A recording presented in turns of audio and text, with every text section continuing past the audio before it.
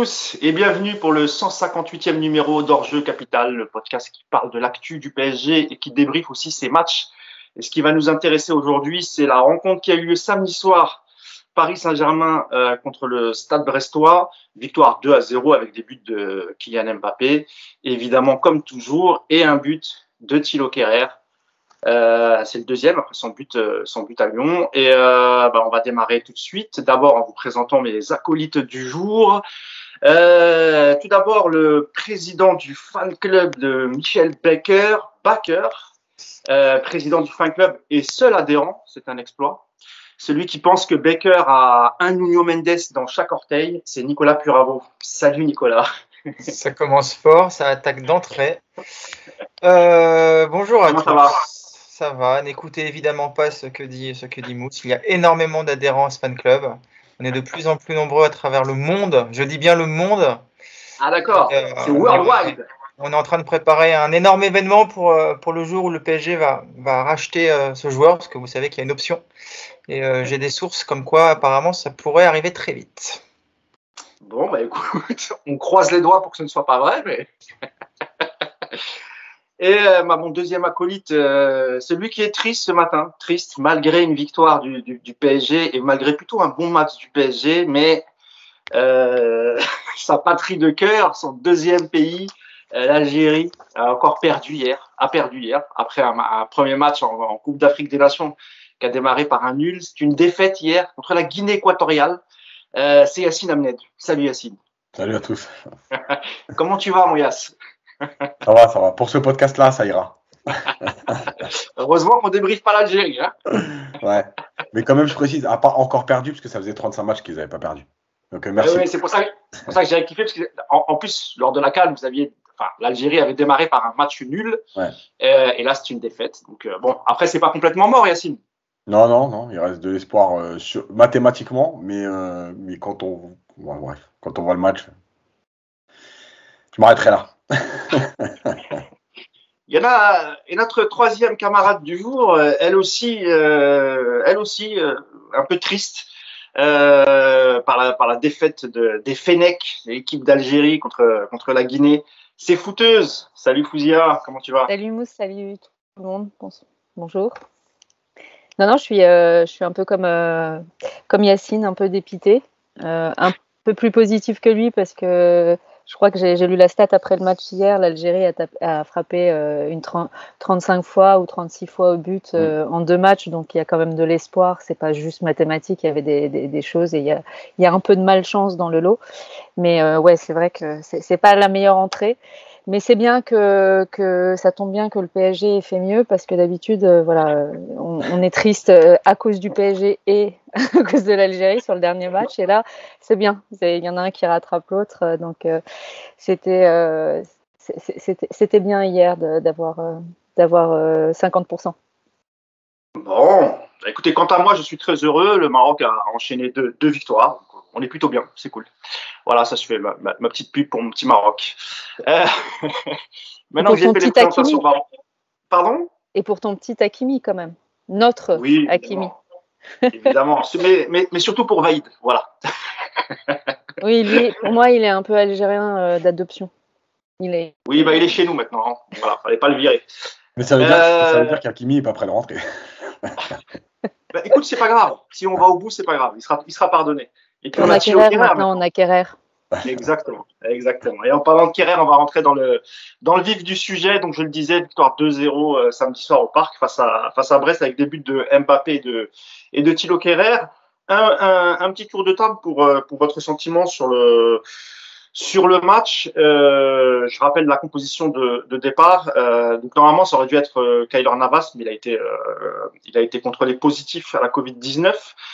Donc c'était Donnarumma dans les buts avec une charnière traditionnelle, Marquinhos, Kimpembe, les latéraux côté gauche Nuno Mendes, à droite Thilo Kehrer, Verratti devant la défense, milieu de terrain Wijnaldum Herrera et le trio d'attaque samedi soir était composé de Kylian Mbappé, Mauro Icardi et Ángel Di María. Première question, Fouzia, qu'est-ce que tu as pensé déjà de la composition de départ et du match dans sa globalité avant de rentrer évidemment dans le détail ? Bah écoute, pour la composition, il y avait un risque, il y avait le risque que tu puisses pas, que tu reproduises les mêmes erreurs au milieu, que tu de voir, enfin bon, peu importe. Pour le match dans son ensemble, j'ai trouvé excusez-moi, sur la composition, le fait déjà de mettre Verratti d'emblée comme organisateur du jeu, ça c'était pour moi l'aspect positif. Et pour le reste, c'était plutôt des interrogations pour voir si Kerrer allait pouvoir reproduire des bonnes choses après Lyon, de voir comment on allait se comporter. Donc moi, j'étais plutôt j'étais plutôt contente de voir Verratti en sentinelle, et pour le reste, j'attendais de voir ce qu'on allait proposer. J'avais une interrogation sur Di Maria, sur l'animation, sur voir un peu comment allaient rebondir les milieux. Donc non, sur la composition, si tu veux, ça m'a pas surpris. Un 4-3-3, j'ai rien vu de spécial. Ok, Fouzia. Et sur le match Vas-y. Excuse-moi, je suis désolée, j'étais un petit peu. Non, je t'en prie, vas-y. Et sur le match, moi j'ai vraiment un retour positif. J'ai vraiment apprécié beaucoup de choses. Sur les premières minutes, j'étais un petit peu inquiète parce que j'ai vu qu'on était pris en profondeur encore, même Marquinhos bien avant Kimpembe, quelques minutes avant. Donc les premières minutes, j'étais un petit peu inquiète, et puis petit à petit, au fur et à mesure du match, j'ai vu de bonnes choses. On reviendra sur les prestations, mais des bonnes choses à droite, donc de l'animation à droite, ce qui nous manquait ces derniers temps, des bonnes choses aussi individuellement à droite parce qu'il y a Kerrer, mais aussi d'une manière générale la prestation physique de certains joueurs. Voilà, donc même j'étais inquiète à la mi-temps pour Danilo, à l'entrée de Danilo, et finalement on a pu voir aussi de nouvelles choses, une défense à 3, de voir des choses qui bougent et des choses positives. Moi j'étais contente du match. D'accord, donc c'est un bilan plutôt positif, ce qui est rare dans nos podcasts depuis un certain temps. Tout à fait. Merci, Julia. Nicolas, même question sur la composition. On pouvait s'interroger sur l'absence, par exemple, d'un Sergio Ramos, et même au milieu de terrain d'un Simons ou voire d'un Michu. Finalement, il a opté pour une compo plutôt traditionnelle. Qu'est-ce que tu en as pensé, pareil, sur la compo et globalement sur le match, Nico? La compo, j'ai envie de dire qu'elle est digne de Pochettino, à savoir que jamais il va nous surprendre, l'ami Pochette. Toujours la même chose, toujours les options que lui seul comprend. Moi, quand j'ai vu cette compo, ça m'a rendu dingue de voir ce milieu encore, ces trois-là. Donc oui, Verratti en sentinelle, déjà alléluia, il a compris il a enfin trouvé le poste de Verratti, donc c'est déjà plutôt une bonne nouvelle. Juste espérer qu'il n'y ait pas de rechute. Et puis après, non, retrouver Herrera et Wijnaldum, pour moi, c'est un non-sens absolu. Surtout qu'il nous a expliqué à Lyon que pendant 1 heure, tout ce qu'il avait vu, c'était nul, et que quand les deux jeunes étaient rentrés, il avait enfin vu quelque chose qui lui plaisait.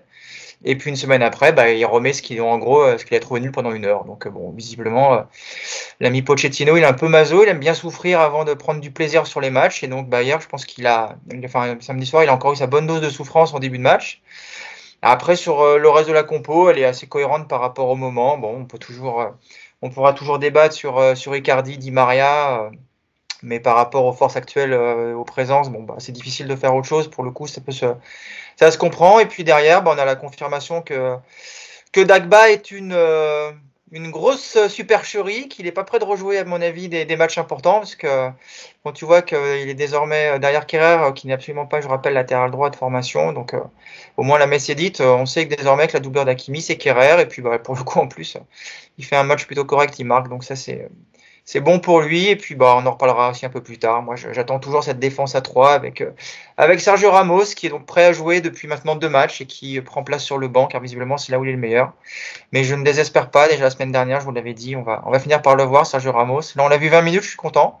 Et puis je pense qu'on le verra dans une défense à 3, le match avant le Real, parce qu'on va le préparer au dernier moment. Donc on va voir le fameux 3-4-3, je pense, autour du 10-12 février, juste avant la Ligue des Champions. Comme ça, on sera bien au point pour affronter le Real Madrid dans ce schéma-là. Yacine, même question. C'est vrai qu'après Lyon, on aurait pu penser que, et d'ailleurs, Pochettino avait reconnu s'être trompé sur la compo de départ. On aurait pu penser qu'il allait faire confiance peut-être à un des jeunes, que ce soit Simons ou Michu. Et ça n'a pas été le cas. Il a mis les joueurs habituels, et notamment un milieu de terrain composé de Wijnaldum et Herrera, avec Verratti en pointe. Est-ce que tu as été déçu à l'annonce de la composition, toi, Yacine? Déçu, déçu, oui. Surpris, non. Parce que si vous avez toujours pas compris que Pochettino, il a une liste avec les statuts dans l'ordre et il fait sa compo comme ça. Vous cassez pas la tête. Voilà. Herrera, il a joué à Manchester United, il a un gros salaire, il est devant les jeunes. Danilo, il est international portugais, il est devant les jeunes. Wijnaldum, il est capitaine des Pays-Bas, il est devant les jeunes. Voilà, c'est tout. C'est pas une question de performance. Voilà, il a une grille avec les joueurs dans l'ordre. Et puis en fonction des disponibilités, bah, il fait son équipe. Donc pas surpris, mais oui déçu parce qu'à un moment donné, puisque tu tiens un discours bien précis à la fin. En plus, pour une fois où tu dis des choses en conférence de presse, tu tiens un discours bien précis sur les performances des joueurs et que 6 jours après tu fais l'inverse. Bah voilà, qu'est-ce que tu veux que je te dise? Moi, de toute façon, on est parti pour avoir ça tout le temps. Il y a des statuts. Voilà, ça sera comme ça et il faut l'accepter. De toute façon, on accepte beaucoup de choses depuis le début de saison. Après, évidemment que le point positif, c'est le positionnement de Verratti.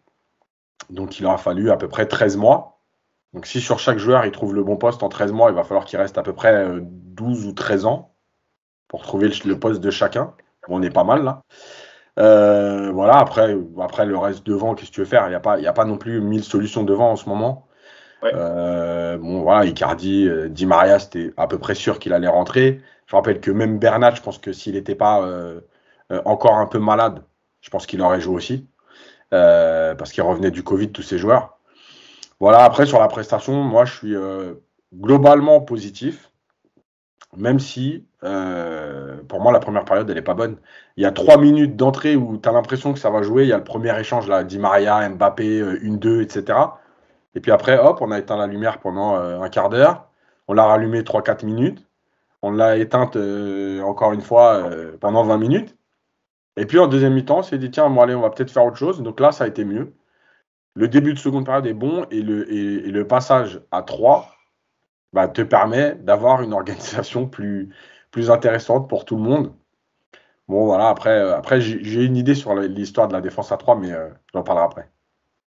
Bah, c'est bien que tu parles de la première mi-temps. Je vais lancer Fouzia dessus. C'est vrai que cette première mi-temps était assez mitigée.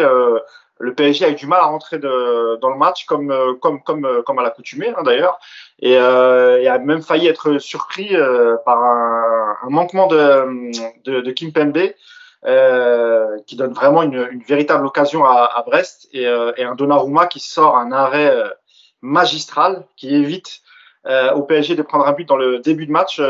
Fouzia, cette première mi-temps, comme je le disais, un peu mitigée, Fouzia. Hein. Oui, bah, c'est ce que je disais dans mon bilan. Moi, dès le début, même avant l'occasion, je crois que l'occasion dont tu parles, c'est à la 10e minute, mais quelques minutes avant, je me souviens, je crois que c'est à la 7e ou quelque chose comme ça, il y a un appel sur le côté de Marquinhos, de Le Doiron, et il se fait prendre, je crois qu'au début, Marquis, il fait une passe en profondeur à quelqu'un, je sais plus qui, et il se repositionne pas, l'autre fait un appel, il se fait prendre à droite, et déjà, ça a fait une occasion, et c'est Kimpembe qui gêne Cardona, Ah oui, c'est un retour qui de sort la Kimpembe, balle. oui. Oui, c'est un retour, tu vois, et ça, pour le coup, sûr, c'était pas Kimpembe à ce moment-là. Donc c'est vrai, Marquinhos, et il y a eu une ou deux fois aussi où il s'est fait prendre, et après, bah, forcément, c'est encore plus flagrant quand t'as Kimpembe. Donc là, tu te dis, ça se voit parce que ça mène une occasion beaucoup plus franche, puisque le Brestois touche la balle et cadre, et donc ça fait un arrêt. La seconde d'après sur le corner, enfin la minute d'après sur le corner, tu as une nouvelle claquette de Donnarumma. Donc tu sens qu'on n'est pas serein en fait. Et ça vaut pour Marquinhos comme pour Kimpembe globalement. Mais même sur le côté, je me souviens de voir un Nuno Mendes qui se fait un peu éliminer trop facilement sur le côté. pareil, même je crois qu'un Verratti à un moment donné, ça c'est dans les 20 premières minutes, même un Verratti sur le côté, etc.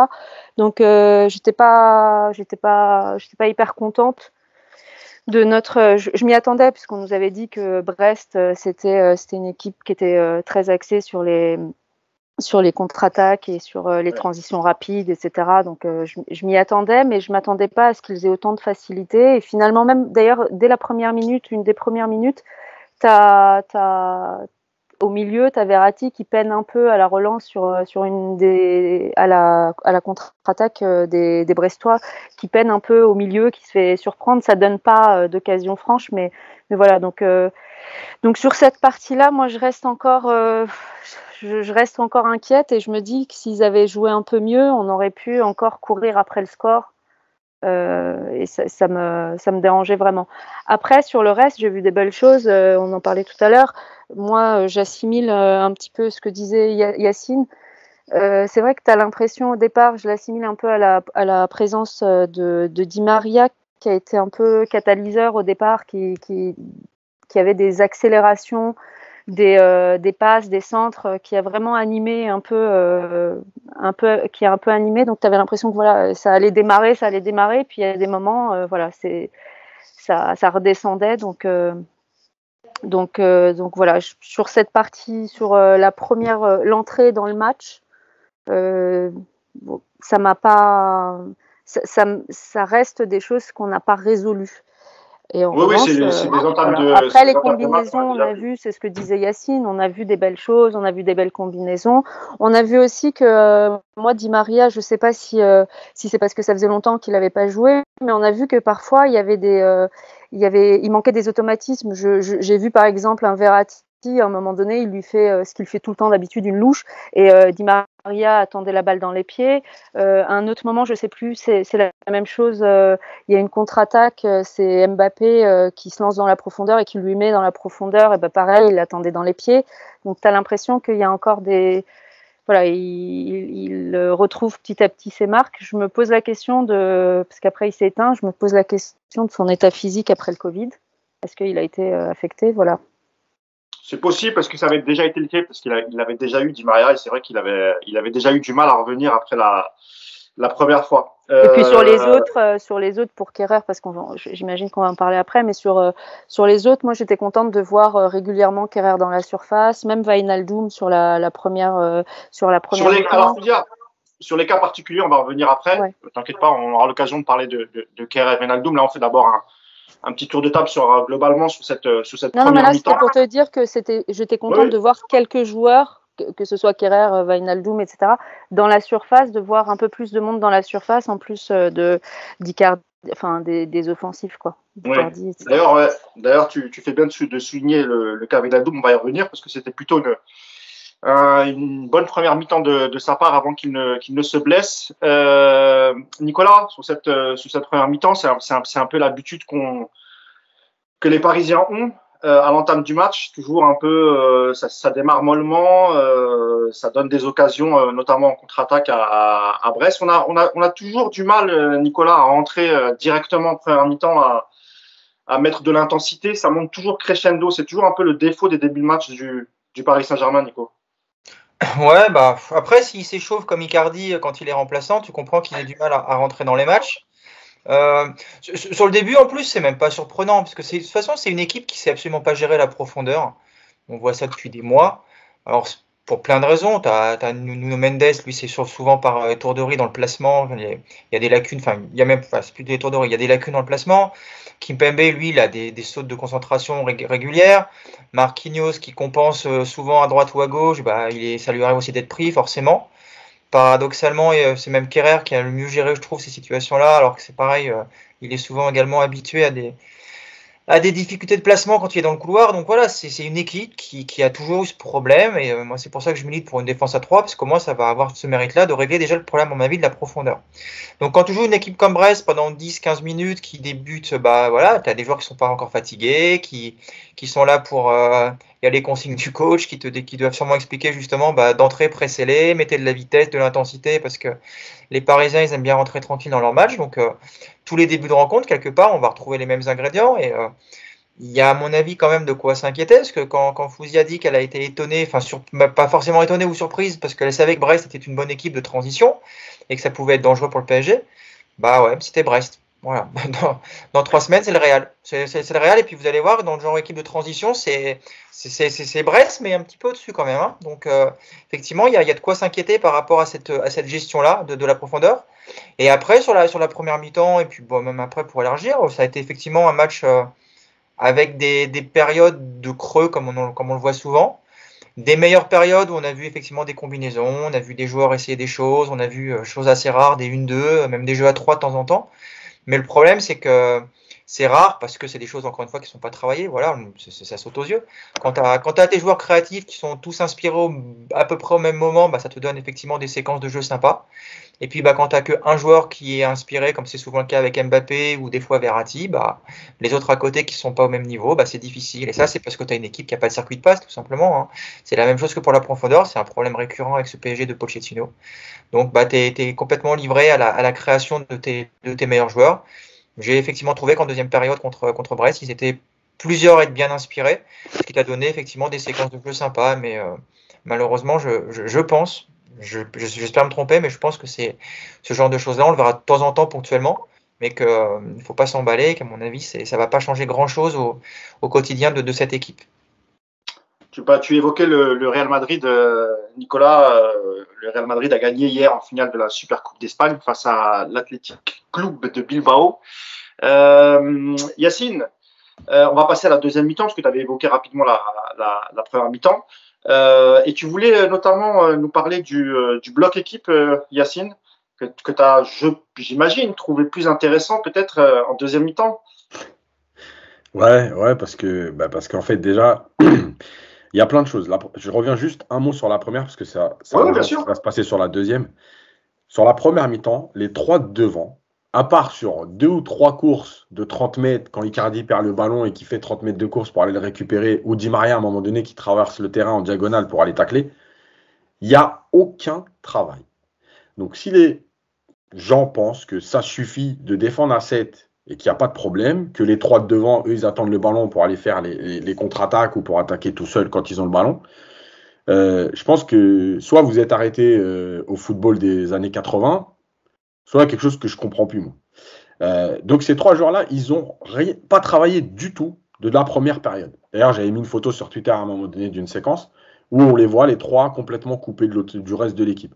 Et on m'a même dit, parce que c'est exceptionnel, parce qu'il faut toujours trouver des trucs, on m'a même dit, mais c'est normal, c'est pour fixer les défenseurs de Brest, les empêcher d'avancer. Non, mais sinon, à un moment donné, vous allez arrêter vos bêtises, quoi. Donc, évidemment que c'est pas du tout pour ça, c'est parce qu'ils n'ont pas envie de défendre. Voilà. Et pourquoi je parle de la position du bloc? Parce que, oui, Mbappé aime les espaces. Malgré tout, de tous les joueurs du PSG, c'est celui qui est le plus capable de s'adapter et donc d'être encore performant même si le bloc est haut. Alors, il sera sûrement moins performant, mais il restera performant. Cette équipe, comme elle est composée, même s'il y a des joueurs un peu une partie des joueurs qui est plus à l'aise bloc bas, une partie des joueurs qui est plus à l'aise bloc haut, je pense qu'elle sera meilleure en bloc haut. Et on l'a vu sur la deuxième partie du match face à Brest, on l'a vu contre Leipzig, on l'a vu plusieurs fois cette saison, mais en cours de match, quand ils ont été en difficulté. Oui, elle est mieux bloc haut parce qu'elle a des joueurs qui n'aiment pas courir. Donc, quand tu es bloc haut, tu vas presser tout de suite, tu as 10 mètres de course à faire. Quand tu récupères le ballon, tu as 15 mètres de course à faire pour attaquer. Si tu as des joueurs qui n'aiment pas courir, eh ben, tu vas défendre en bloc haut. Et tant pis pour les espaces dans ton dos, tant pis pour la profondeur. Tu as un gardien qui joue plutôt haut avec Donnarumma, donc bah, il va essayer de gérer ça. Tu as des joueurs quand même plutôt rapides avec Marquinhos, donc tu vas essayer de gérer ça. Tu vas limiter la casse, mais au moins tu vas être en position de poser plus de problèmes, d'éviter des relances, d'éviter des transitions. Parce que cette équipe, quand elle commence à faire des courses de 60 mètres, on voit bien que rapidement, le bloc est éclaté. Fouzia parlait de une ou deux actions où Verratti est pris. C'est vrai. Mais en fait, pourquoi il y va et il se jette? Parce qu'en fait, s'il n'y va pas et qu'il recule, bah, il laisse l'adversaire prendre de la vitesse. Donc, il se dit, bah, j'y vais. Effectivement, après, avec aussi ce côté de Verratti où parfois il a tendance à se jeter. Mais il est C'est pas obligé. qu'une tendance, hein, c'est une vraie Ouais, réalité. ouais, Hein. oui. Il se jette quasiment sur tous les ballons. Mais il en récupère beaucoup. Je kiffe. C'est vrai aussi, bien sûr. Mais en fait, tu es obligé d'être pris dans cet engrenage parce que si tu vas pas, tu te mets en difficulté. Et si tu vas, bah, en fait, il faut que tu tentes le tout pour tout sur un seul ballon parce que tu es déjà en train de prendre une vague parce que tu as des joueurs qui ne travaillent pas. Donc, je continue de penser que cette équipe sera mieux, beaucoup plus haut. Et dans la dernière demi-heure, alors, évidemment que le bémol, c'est de se dire que tu mènes 2-0 et donc, c'est plus facile, pas de problème. Mais malgré tout, je le redis parce qu'on l'a vu sur certaines séquences dans d'autres matchs, quand cette équipe joue haut, rappelez-vous la fin de match contre Nantes où Paris, quand Nantes égalise et que Paris doit se réveiller, parce que là aussi on a une première période par contre qui était bonne, contrairement à d'habitude, qui était même très bonne. Voilà, bah oui, cette équipe, et d'ailleurs contre Nantes, le bloc est très haut sur cette première période. Paris récupère beaucoup de ballons et ça combine après entre Mbappé, Neymar, Messi, etc. Donc voilà, je pense que cette équipe est faite pour jouer en bloc haut parce que de toute façon, euh, derrière, et c'est pour ça que la défense à 3 va être importante, parce que cette défense à 3 te permet justement d'avoir des couvertures sur la largeur. Le problème du bloc haut, c'est que si tu as Marquinhos Kimpembe et que devant et sur les côtés, tu as Mendes et Kirer qui a joué plutôt haut samedi, et donc les joueurs qui doivent couvrir sur les appels de balles dans le couloir, bah effectivement, il va te manquer quelqu'un dans l'axe pour couvrir. Donc là, à 3, tu étais très bien. Et comme par hasard, c'est la période où Brest, même mené, n'a plus d'occasion, n'arrive plus à chercher même la profondeur, parce que Ramos amène aussi cette façon de défendre vers l'avant. Voilà, moi, c'est mon ressenti. Je pense que cette équipe sera, quoi qu'il arrive, en fait, plus performante avec un bloc haut. Encore une fois, tu ne peux pas le faire tout le match, parce que de toute façon, cette équipe n'est pas faite pour courir tout le match. Mais au moins, sur tes temps forts, voilà. Nicolas, tu voulais réagir au propos de Yacine. Et puis après, Fouzia, tu donneras ton avis aussi sur la situation du bloc. Le bloc haut, moi je suis complètement d'accord avec Yacine. Après, il y a une limite avec cette équipe-là, c'est que les trois de devant, c'est eux qui doivent initier le premier pressing. Et quand ils le font, effectivement, tu sens que cette équipe est capable d'avancer tout le monde est capable d'avancer ensemble et d'avoir effectivement ce genre de récupération très haute qu'on a vu sur certaines séquences de match. Malheureusement, c'est pareil. Quand je vous dis que c'est une équipe de feignasses, je vous maintiens que c'est une équipe qui ne court pas assez et que le bloco va quand même demander un contre-pressing très important. Et tu as des joueurs qui ne sont pas capables de faire ça, même déjà sur l'ensemble d'un match. Donc ça reste encore une fois un problème. Je ne le défends pas souvent Pochettino, mais là il y a un vrai quand même, s'il reste sur une défense à 4 en tout cas, c'est vraiment difficile de trouver l'équilibre entre bloc haut, bloc bas, bloc médian, parce que tu as tellement de joueurs avec des caractéristiques différentes aujourd'hui, et avec des comportements à la perte du ballon différents, que c'est vraiment très compliqué, je pense, de trouver une harmonie. Donc sur les gros matchs, moi je pense, contrairement à Yacine, que c'est un bloc bas qui doit s'imposer, et dès le 8e contre le Real. Moi, je suis Pochettino. Si je reste sur cette défense à 4, je me pose pas une seule question. C'est un énorme bloc bas et je tente de refaire le coup qu'on avait fait contre City.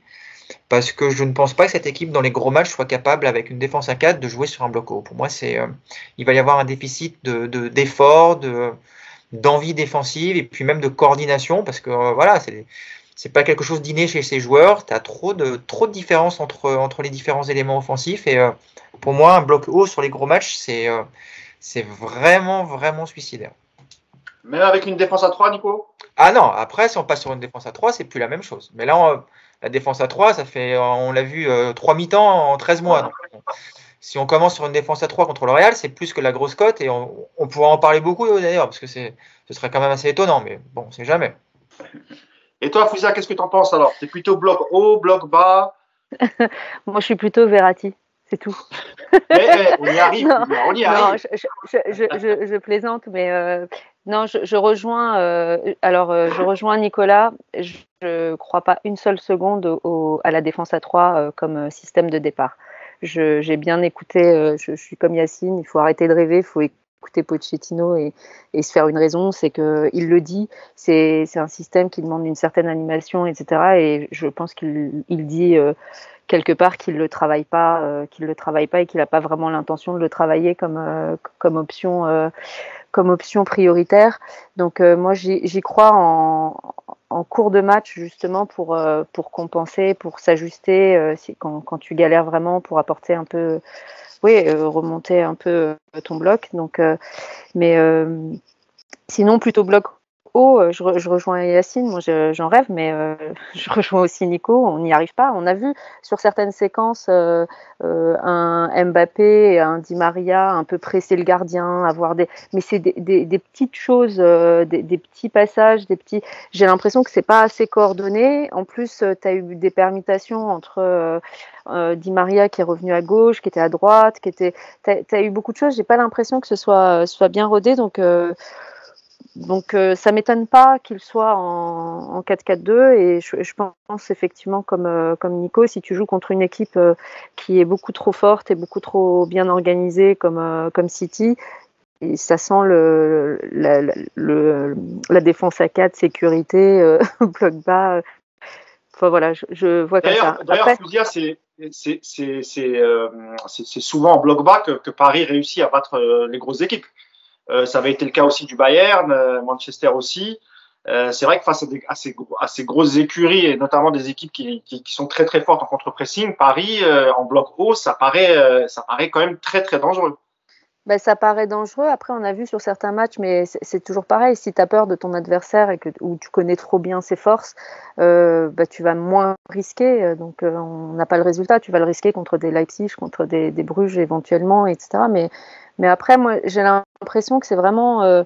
c'est pas pour parler que de Verratti, mais ça dépend de ce que tu fais, de comment tu organises ton jeu et qui est déjà à la récupération de ballon. Est-ce que tu as la qualité pour conserver la balle, pour ressortir proprement, etc. Verratti ou pas Verratti, c'est est-ce que tu es serein dans ta surface pour t'organiser au-delà de savoir si le bloc est bas ou haut. Déjà, cette partie-là, il y a des moments, tu te dis qu'on n'est pas serein, on n'arrive pas à sortir, on est en panique. Donc voilà, après quand tu rapproches, moi je crois, j'ai toujours été militante d'un Verratti dans un milieu à 3 avec, pour rejoindre ce que disait Yacine, effectivement Verratti, son problème c'est qu'il peut apporter devant en soutien des attaquants et même au premier pressing en cas de contre-attaque, etc., en récupération, harceler les milieux, il peut apporter devant et derrière il apporte autre chose, et du coup il est quand même attiré quand il y a des manquements derrière, il est attiré naturellement vers la défense. Donc quand il monte, il faut absolument que quelqu'un compense. Ce qu'on a vu en seconde période, quand il y a Danilo sur certaines montées de Verratti, comme sur son but par exemple, où il est carrément sur son but, pardon, je rêve, sur son poteau, sur le poteau où il est dans la surface, mais on l'a vu plusieurs fois dans la surface et combiné soit devant la surface, soit carrément dedans. Tu vois que Danilo, il a une position un peu de sentinelle alors qu'il était un peu plus relayeur à certains moments. Donc voilà, pour moi, c'est qu'est-ce que tu fais? Déjà, est-ce que Verratti est là parce que ça change tout? Et quand il est là, qu'est-ce que tu proposes à côté? Donc on tourne en rond, mais moi je crois pas trop à. Je le comprends.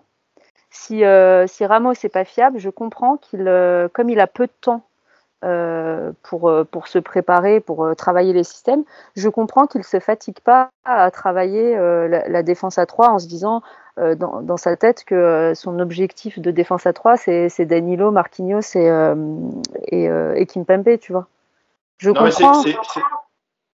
Oui. Non, j'allais dire je vois Yacine qui lève la main. Parce que oui, je vais lui donner la parole. Mais juste après, justement, on abordera le thème de Nicolas, la non-titularisation de Sergio Ramos et ce qu'il peut apporter dans une défense à 3. Tu voulais ajouter une dernière chose, Yacine, sur le bloc? Ouais, en fait, ça rejoint tout ce qu'on a dit et j'en parlais au début d'émission sur la défense à 3. Moi, j'ai un petit doute sur le fait qu'il le tente contre le Real. Voilà, d'un coup. Ouais. Parce qu'il y aura le retour d'Hakimi, parce que Mendes ou Bernat à gauche, voilà, on voit bien que Mendes, quand il est plus haut, il est quand même beaucoup plus intéressant. Que face à Brest, faire rentrer Ramos et se mettre à 3 tout de suite, parce que finalement, il aurait très bien pu dire aussi, je fais souffler Kimpembe. Donc, il est resté à 4.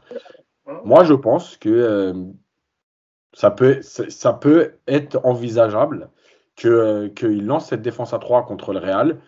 Et juste pour aller un peu plus loin, alors sans être trop ironique, mais c'est presque dire on la met de côté, on la fait un peu de temps en temps, mais on la sortira sur un gros match, un peu pour surprendre. Voilà. Moi, c'est comme ça que j'envisage. Donc toi, excuse-moi Yacine, du coup, toi, tu te dis, donc toi, s'il la sort contre le Real, tu dis qu'il ne la sortira pas 2 matchs avant pour la tester avant le Real, que ce serait un coup tactique d'un... Ouais, je le vois comme ça, parce qu'en plus, la semaine prochaine, Marquinhos va manquer un match. Donc, ce sera sûrement Ramos Kimpembe. Finalement, il ne reste pas beaucoup de matchs. Il restera un match avant. Et moi, je pense que si tu travailles à l'entraînement, est-ce que tu as réellement besoin de la mettre en place? Parce que de toute façon, tu n'as pas Hakimi en ce moment dans le couloir et ça change beaucoup de choses dans ton animation de couloir. Moi, je pense que c'est ce que je vois aujourd'hui par rapport à ce que je ressens de ce qu'il met en place sur certaines choses. Après, je me trompe peut-être, hein. Ou peut-être que je l'espère tellement que c'est ce non, que mais Comme te dirait Paga, en tout cas, on te le souhaite. On nous le souhaite. Eh ben, la transition est toute faite pour Nicolas. C'était le thème que tu avais choisi d'aborder aujourd'hui, Nico. Ramos, et j'imagine, qui dit Ramos dit défense à 3, Nicolas. Non. Pas du tout. Non, tu milites pour une défense à 1, uniquement Ramos. C'est ça, juste Ramos, c'est ça. Ramos, Verratti, Mbappé, voilà. Tu vois, tu as ta colonne vertébrale. Et de la Roma. Tu fais content, tu fais plaisir à tout le monde, et puis comme ça, on n'a pas de souci. Mais non, mais là, on va rester dans le même débat, du coup. Bien sûr, pour moi, Ramos, il est important. Après, moi, j'aimerais croire comme Yacine, mais ce que je comprends pas, c'est pourquoi est-ce que cette défense à 3, il la teste pas depuis longtemps, quoi. Parce que t'as pas besoin moi, j'entends souvent ça, voilà. Il n'y a pas Sergio Ramos, il attend qu'il soit de retour pour pouvoir aligner cette équipe-là. Il peut pas essayer avant. Je l'avais dit en tout début de saison, rappelez-vous. J'avais dit, il ne l'attendra pas tant que Ramos ne sera pas remis physiquement, et on tend vers cela. C'est ça. Donc ça tend surtout sur la connerie absolue parce qu'un système, c'est pas un joueur, et que moi je maintiens qu'une défense, je sais pas, Kerrer, Marquinhos, Kimpembe, ça tient la route à 3 derrière.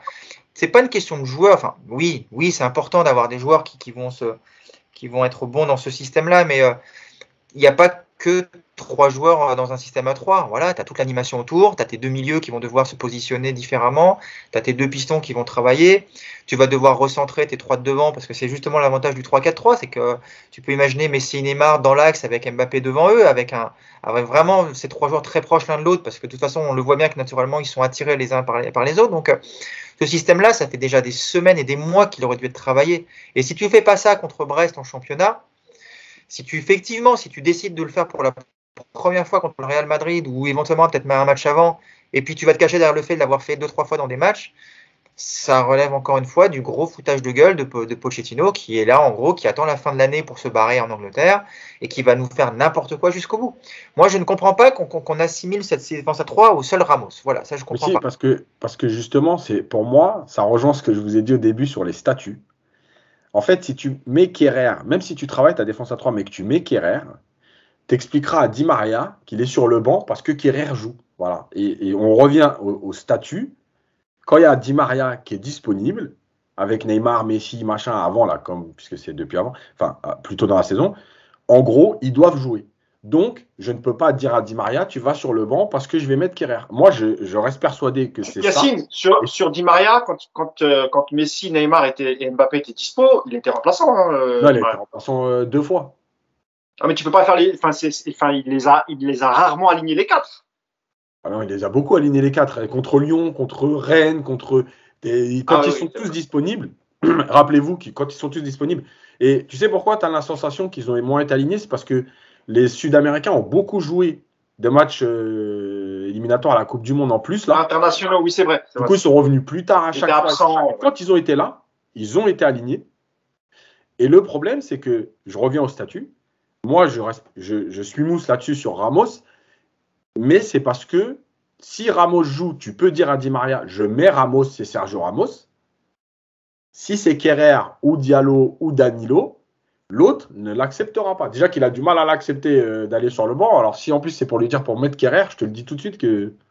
Enfin, là, samedi, en l'occurrence, tu vois, tu peux laisser Di Maria tu recentres Di Maria, tu le mets avec, par exemple, Wijnaldum un petit peu plus haut, avec Gay Verratti, et puis tu mets Mbappé devant, et du coup, c'est Icardi qui saute, tu vois. Et pour le coup, Icardi, Je pense que lui, tu peux vraiment le mettre sur le banc. Je pense que Pochettino, je pense qu'il est capable de gérer un Icardi sur le banc en ce moment. Tu vois, vu la saison qu'il nous fait, Icardi, vu tous ses problèmes à droite à gauche, je pense que c'est pas un problème de statut de pas mettre Icardi sur le banc.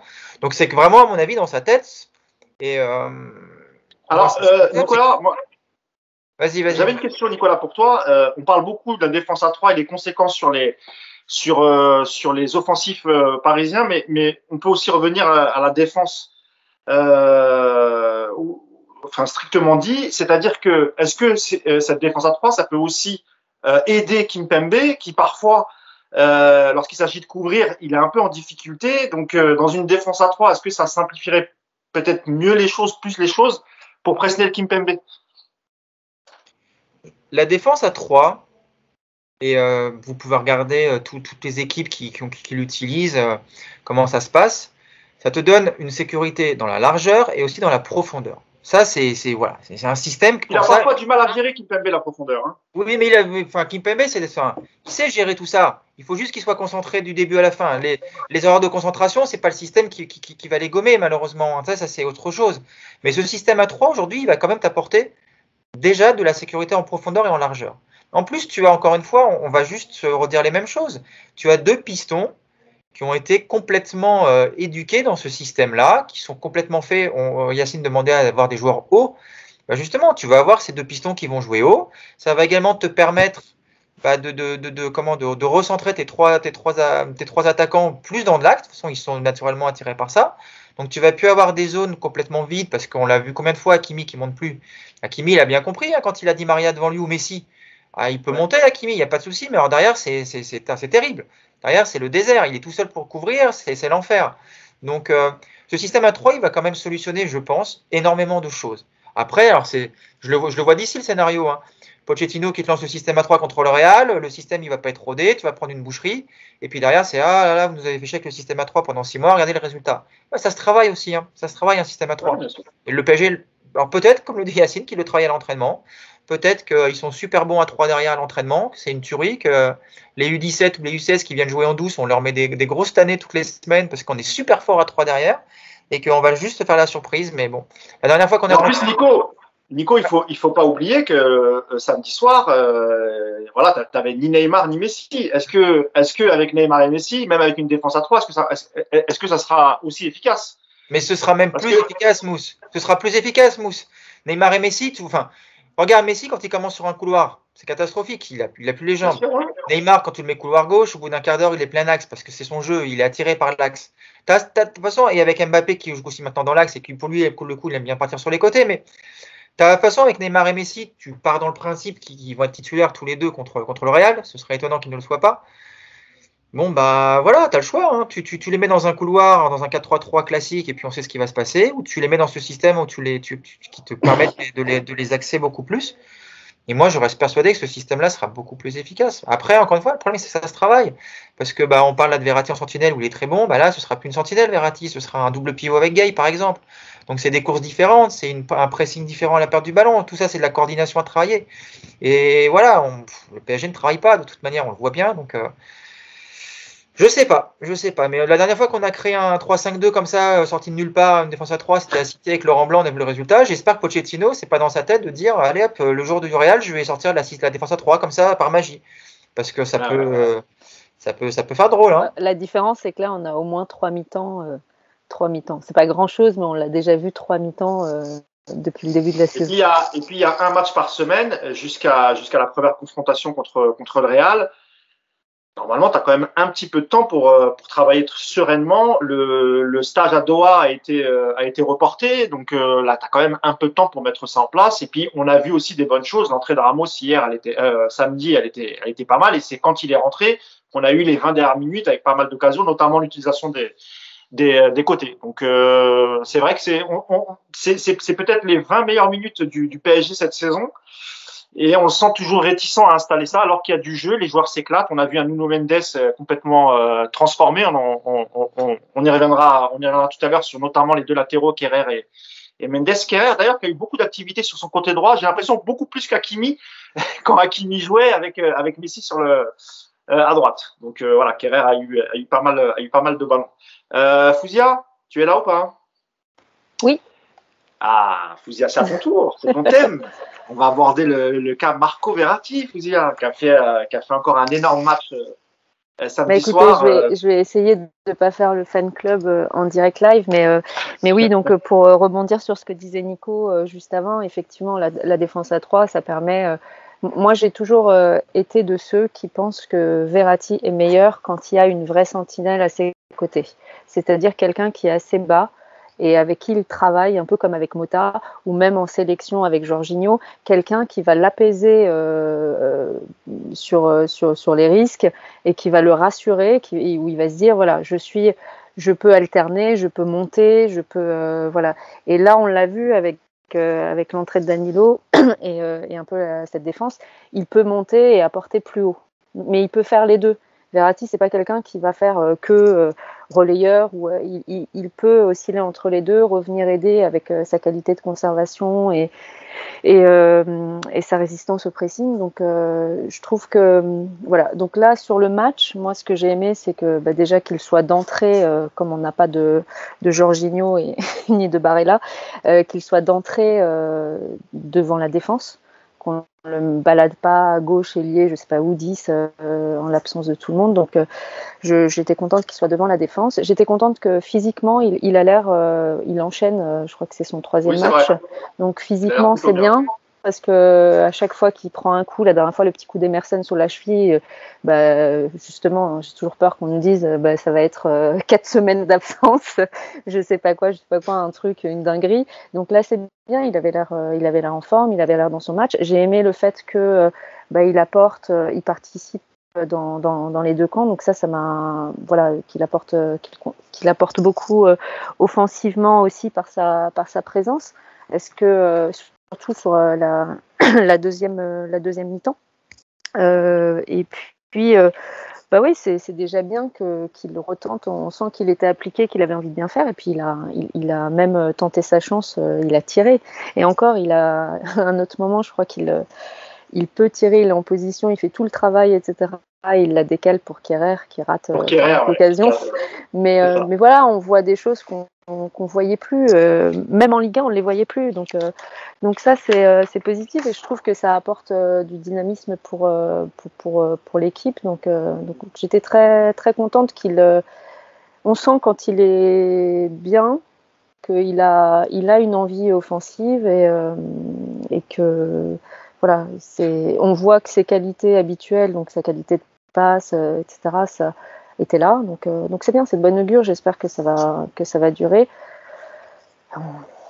Donc voilà, très contente de son match. Ok, très bien. Et peut-être que je le vois, voilà, ça c'est mon côté. Non, là, au-delà d'être très contente de le revoir, je trouve vraiment que voilà, on a retrouvé toutes les facettes de son jeu, pas juste voilà, soit la conservation de ballon, soit un peu devant, mais là on a un peu retrouvé un peu de tout. Il a intercepté des ballons, donc c'est bien. Il a surtout touché beaucoup de ballons. Je crois que dans ton papier, Yacine, tu en parles. Hein, il touche 126 ballons. Je crois. 126 ballons. Nicolas, un mot sur la prestation de Verratti face à Brest. Je vais faire attention à ce que je dis, parce qu'il y a la présidente du fan club avec nous, là, j'ai pas envie de... On a des présidents de fan club. Ouais, non, mais il y en a qui ont plus de poids que d'autres, hein, je peux te dire, dans le vestiaire. Hein. Backer, ça pesait moins lourd. Hein. Donc, Verratti, ce qui est sûr, en tout cas, avec lui, c'est que quand il est là, et faut arrêter d'écouter certaines personnes à la radio qui le dézinguent systématiquement de manière stupide. Quand il est là, c'est évidemment pas le même PSG. Ça, voilà, il faut juste être complètement stupide ou de mauvaise foi pour affirmer le contraire. Après, le souci de Verratti, on le connaît, c'est qu'on a besoin d'avoir un joueur qui enchaîne les matchs, qui n'est pas blessé, qui n'est pas absent. Et là, cette année, Verratti, c'est 11 matchs sur 21 en Ligue 1, je crois. Donc, voilà aujourd'hui son souci. C'est que ces absences. C'est pas tant dans son jeu, c'est sa capacité à enchaîner les matchs parce qu'en plus, sa faiblesse physique. Oui, puis surtout, tu vois, quand il est absent et qu'il revient, il retrouve assez rapidement un niveau déjà très élevé. Je me rappelle de son match contre City où il était de retour de blessure, il avait été monstrueux. Donc, c'est vraiment juste ça le problème de Verratti aujourd'hui pour le PSG, c'est ce manque de régularité dans ses présences et le fait que du coup tu peux pas construire durablement autour de lui, tu es toujours à bricoler quand il est pas là. Et donc il est là aujourd'hui le seul manque de Verratti quelque part, parce que pour le reste, alors t'en as qui critiquent le fait qu'il frappe pas assez au but, bon c'est comme ça, c'est son caractère. Il y en a qui vont critiquer le fait qu'il garde un petit peu trop souvent le ballon, mais c'est pareil, c'est son jeu. Sauf qu'on voit bien que sous pression, quand il faut relancer des ballons, quand il joue plus haut et qu'il faut orienter intelligemment ou délivrer des bonnes passes, Verratti, c'est très utile, ça te fluidifie ton jeu.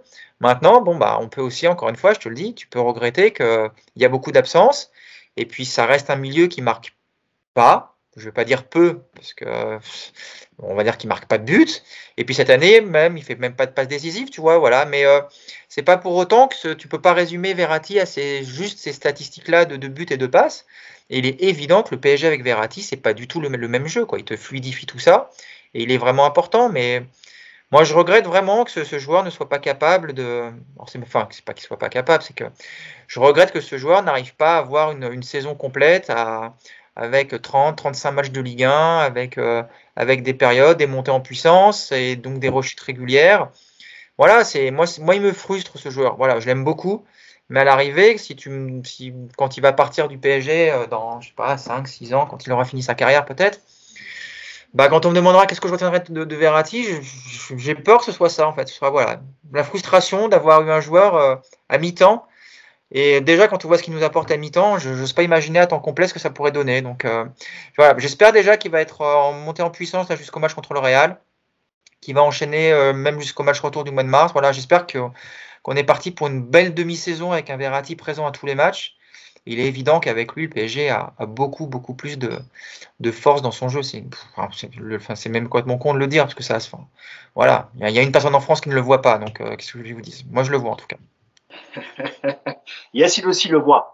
Yacine, toi, tu as fait un papier justement, tu es revenu sur le match de Verratti et tu as énuméré un peu justement ce que vient de faire un peu Nico, les critiques que certains lui font, que ce soit supporters ou même des gens dans le média, et notamment le fait de garder trop la balle. Et toi, tu expliques que c'est d'abord c'est aussi une façon d'attirer les joueurs vers lui et faire la passe au dernier moment. Mais il n'y a pas que ça, il y a aussi le mouvement autour de lui, c'est-à-dire que s'il n'y a pas de joueur à proximité de Verratti, il va pas la lâcher ou essayer de la dégager. Il va garder le ballon jusqu'à ce que il ait une ouverture ou une passe dont il est sûr qu'elle sera assurée.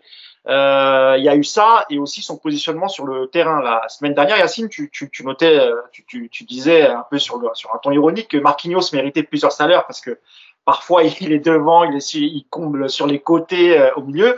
Et samedi, Verratti, il était partout. Il était devant la défense et puis parfois il était dans la surface adverse. On a parlé avec Fouzia, il a failli mettre un but. Il a mis un beau pointard sur le sur le poteau. Grosse activité de Verratti et partout sur le terrain. Parle-nous un peu de son positionnement, Yacine. Ouais, parce que moi je l'avais déjà dit ici, le truc de Verratti, c'est que Verratti en fait c'est le système du PSG. Voilà, il n'y a pas de 4-3-3, 3-4-3 en vérité, c'est le système c'est Verratti. Tu peux le mettre partout. Président d'honneur du fan club, pardon. Là, tu vois, là il y a 2 membres. Tu peux le mettre partout parce qu'en fait il a des qualités pour pouvoir jouer partout. Alors, l'histoire de garder le ballon. Le problème c'est que les gens aujourd'hui, ils écoutent un peu trop les bêtises qui se disent partout et quand tu as des gens qui ont décidé d'allumer un joueur, tout le monde suit. Ils gardent le ballon. Alors, reprenez la période où il joue avec Mota Verratti, avec Mota et Matuidi, et vous verrez qu'il ne garde pas autant le ballon. Mais c'est logique, puisque autour de lui, tu as un joueur qui parle le même football, et en une touche de balle, il sortait des pressings à 2, en faisant des 1-2, en faisant 2 pas, et il sortait des pressings. Et un peu plus haut, tu avais un Matuidi qui prenait la profondeur, qui donnait du mouvement, qui faisait des appels. Tu avais Ibra qui décrochait, mais il n'avait pas besoin de garder le ballon. Aujourd'hui, tu as moins de mouvement. Donc, première chose, oui, il garde le ballon. Pour ça, il faut comprendre ce qu'est Verratti. Verratti, il explique dans toutes les interviews que lui, dégager le ballon, ça ne l'intéresse pas. Que faire des passes gratuites, ça ne l'intéresse pas. Donc, il cherche toujours à créer. Donc, quand il n'y a pas de mouvement, plutôt que de faire une passe à 2 mètres à Gay ou de donner à Marquinhos derrière, spécialité d'Herrera par exemple, lui, il va garder le ballon pour dire non, je veux aller vers l'avant, donc il va falloir qu'il se passe quelque chose. Et je rejoins donc ce que tu m'as dit, ce que tu disais par rapport au papier, etc. Vous regarderez, encore une fois, il ne faut pas regarder les matchs bêtement comme ça et attendre les buts et voilà. Vous regarderez Verratti dans toutes ses transmissions, ou en tout cas 9 fois sur 10, il cherche à attirer un joueur adverse pour créer des espaces dans le dos. Et après, évidemment, ces espaces, ils doivent être utilisés par les joueurs. Donc, il vient fixer. Et je l'ai montré même dans la Minute Coach dans plein de matchs, et par exemple contre City, où il est face à 3 joueurs, il peut donner le ballon à sa droite, à un joueur, tranquillement, il ne va pas la perdre et il va être à 100% de passe réussie. Ça ne l'intéresse pas. Il fait 2 pas avec le ballon pour obliger et dire aux joueurs, ok, tu ne veux pas m'attaquer, mais moi j'avance. C'est-à-dire que moi je ne vais pas faire des passes qui ne servent à rien, je vais avancer. Le joueur sort, qu'est-ce qui se passe quand un joueur sort? Les autres sont obligés de bouger autour, tu crées des espaces et là il se passe des choses. Et regardez encore une fois les passes que fait Verratti à Di Maria, à Mbappé. Il cherche toujours des passes pour aller faire mal, pour éliminer des joueurs. Voilà. Si tu n'as pas compris ça, oui, effectivement, tu peux m'expliquer que Verratti il touche trop le ballon, que Verratti il ralentit le jeu, que Verratti. Sauf que c'est faux. D'ailleurs, regardez le match à Lyon, par exemple, quand il passe en 6, il met 2 ballons en une touche à Mbappé dans la profondeur. Donc il est aussi capable de jouer en une touche, il suffit qu'il y ait du mouvement. Voilà, c'est tout. Maintenant, je répète ce que je dis à chaque fois. Oui, son côté absence à certains matchs, il est énervant, il est frustrant. Mais qu'on dise, comme l'a dit Nico, que quand Verratti est sur le terrain, il n'est pas bon, mais évidemment que c'est d'être de mauvaise foi. Voilà. Que vous soyez énervé quand il n'est pas là, pas de problème. Quand il est là, soyons sérieux 2 minutes. Il y a un PSG avec Verratti, un PSG sans Verratti, et ça fait des années que ça dure. Voilà, maintenant, oui, on espère tous qu'enfin, il soit là sur les 2 matchs de 8e de finale et pas 1 sur 2. Voilà, c'est tout ça, mais évidemment que c'est un joueur exceptionnel, c'est un joueur. Ce que dit Nico sur, je retiendrai de Verratti, oui, la frustration, mais je retiendrai surtout que c'est un des plus beaux joueurs qu'on a vu au PSG. Voilà. Après, Vas-y, Nico. Je vais me faire un peu l'avocat du diable, puisque en plus j'en avais parlé cet été et ça avait été pas mal agité du coup sur les réseaux, mais la chance aussi de Verratti quelque part, c'est que tu n'as pas aujourd'hui au PSG des milieux de son niveau et qui sont capables de s'installer. Et moi, je pensais vraiment qu'avec notamment l'arrivée de Wijnaldum, tu pouvais avoir pour Verratti quelque part un danger, c'est-à-dire que tu trouves sans lui, parce que qu'on le veuille ou non, il y a quand même pas mal d'absences, que tu trouves sans lui un milieu peut-être moins doué techniquement, peut-être moins fort avec le ballon, mais qui à l'arrivée fonctionne bien parce que ça rentrait bien dans un collectif, parce que ça marche bien. Et je m'étais dit qu'avec l'arrivée d'un mec comme Wijnaldum, que je pensais vraiment pour le coup, je le voyais comme un titulaire indiscutable et un mec qui allait vraiment s'installer durablement au milieu. Et je me disais, voilà, Verratti, ça peut être aussi un joueur un danger pour lui d'être dans une équipe avec des joueurs moins forts, mais qui vont trouver des combinaisons, qui vont trouver des associations et qui va faire que on se rend compte que sans lui, on est bon. Et que du coup, par rapport à ses absences, son retour, alors c'est pas forcément un problème en soi, c'est pas le mot exact, mais voilà, ça va poser des difficultés à un entraîneur de dire voilà, j'ai un milieu à 3 qui marche très bien.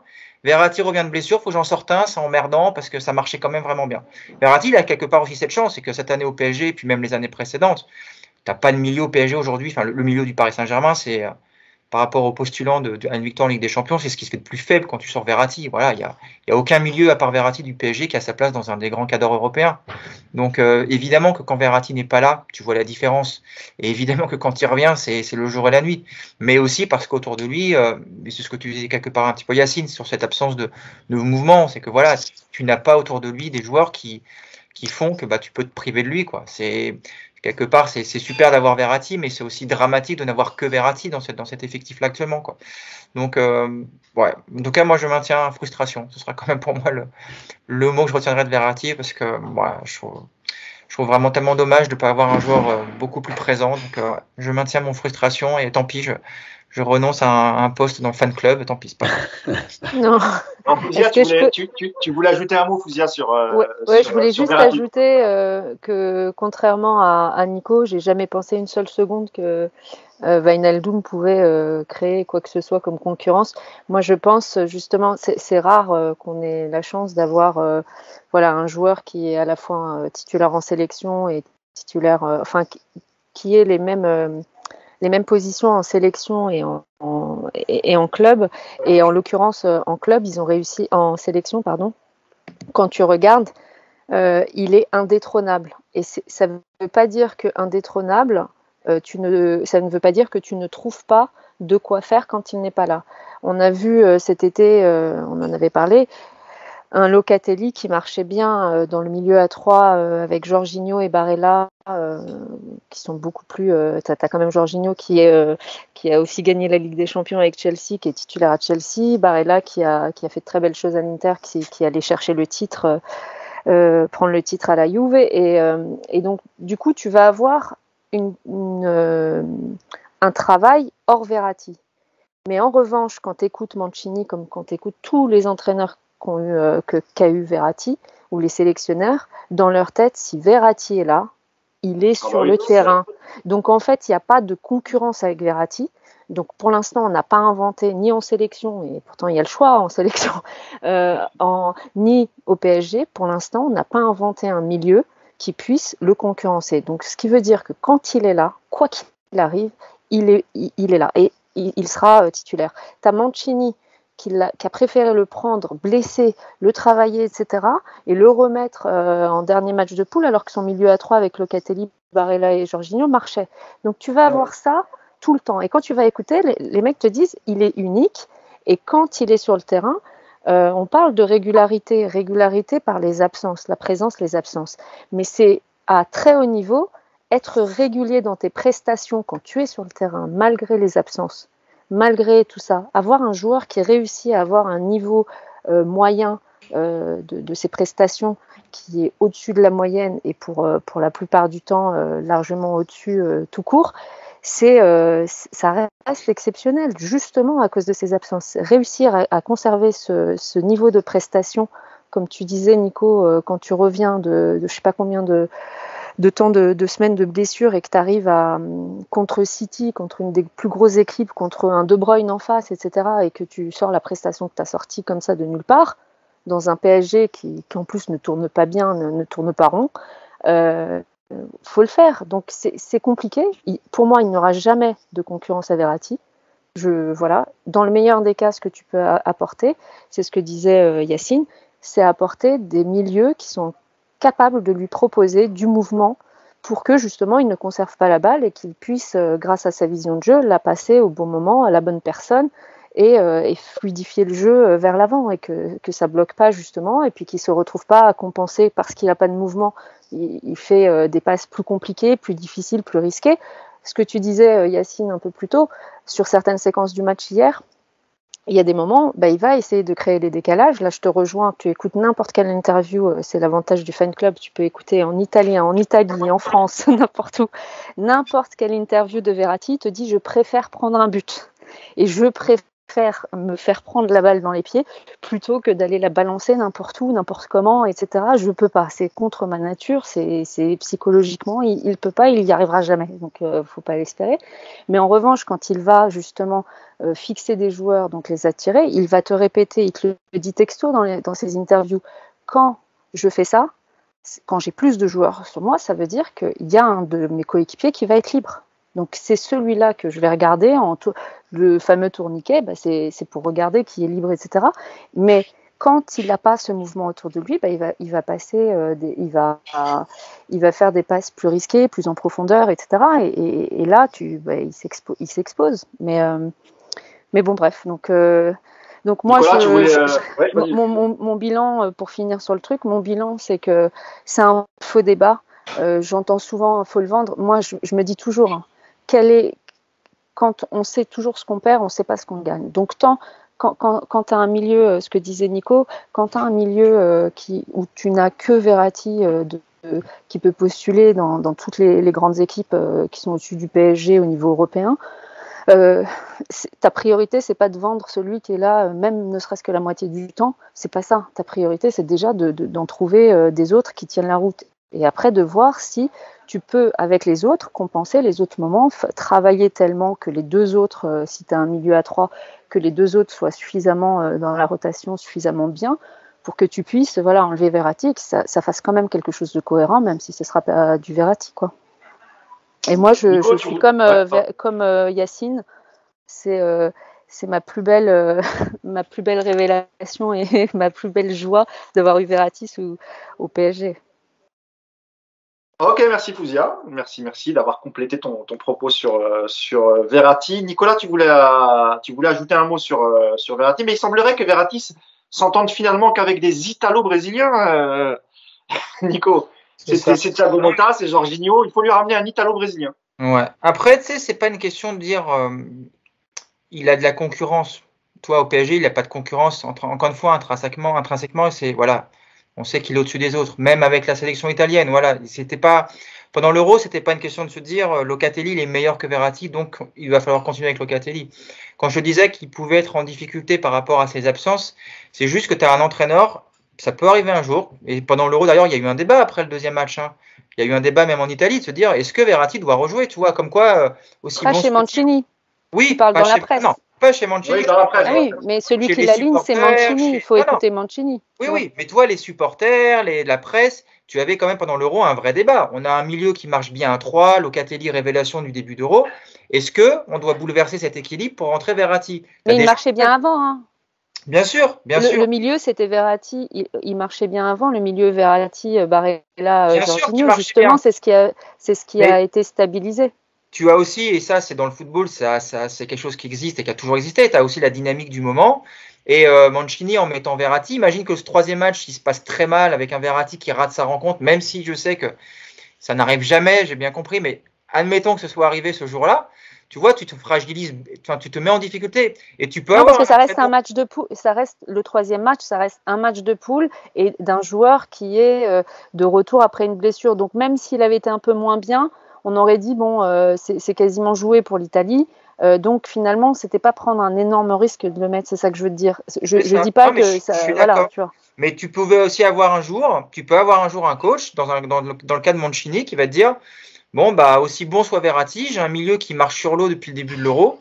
Bah écoute, je vais pas prendre de risque je vais arrêter sur cette dynamique. Et c'était le seul. Et c'est quand je disais l'arrivée de Wijnaldum au PSG, pour moi ça pouvait être une menace pour Verratti, c'était de me dire ce mec-là, sur le papier, c'est quand même un très bon milieu de terrain, il l'a prouvé à Liverpool.